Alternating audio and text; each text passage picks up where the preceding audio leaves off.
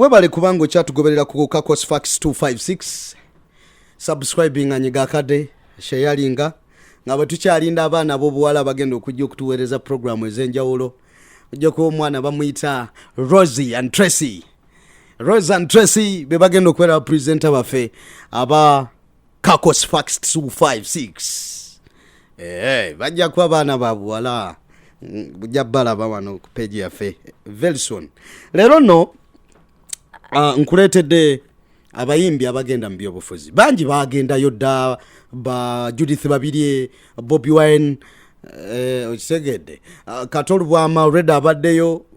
okitegeera naye kati ate guno omujiji gwa 226 simanyi kiki oba music industry temukyali mu sente oba entertainment industry tekyali mu sente I don't know kubanga waliwo n'abasambi b'omupiira waliwo abakatemba ba comedian abavuddeyo kwagala ogenda mu byobufuzi nange neebuuza oba ensi ekyuse oba nabo kati kekiseera bagambe nti tulina obusobozi si bwe kyali ng'endongo ebeera ndongo ng'ebyobufuzi balekera babayita buyisi kulaale kuyimba kuba buyimba bwa byabufuzi n'ebirala nga tewalina na interest mu byabufuzi naba Bobby Wine ono yabazibula amaaso I don't know naye list ino kanji kusomere Lutaya agenda kyotera agamba gyagala okulaga Ragadi agamba akomawo kubwa meya ku tiketi ya NRM. Hildaman agenda Maokota ewa meri ya Chambadde. Warukaga agenda kubwa meya Chengera Town Council. Victor Kamenya yagala Lubaga South ewali Katolu Bwama chokane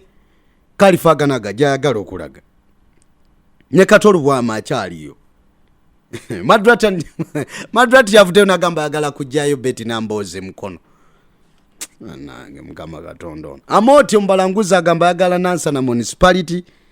Mama Samu ajja kuba road councillor ku tiketi oba ku kisinde kya People Power. Abalala sijja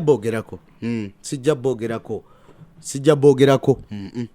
naye sofa bebo bembadde nkuletedde leero abagala okwesimbawo mu byobufuzi 226 katubasabire kyenyinza okwogera kubanga buli muntu abeera n'ekirooto kye tetuyinza kumulemesa naye ekizibu kiri kimu muntu bwayingira ebyobufuzi anaasigala akyalina amaanyi mu kuyimba manyi ekintu ky'okubalansinga ebibiri kintu kizibu abamu tekisoboka mukitegedde naye katubasabire kintu kibe nga kitambula mu ngeri bwe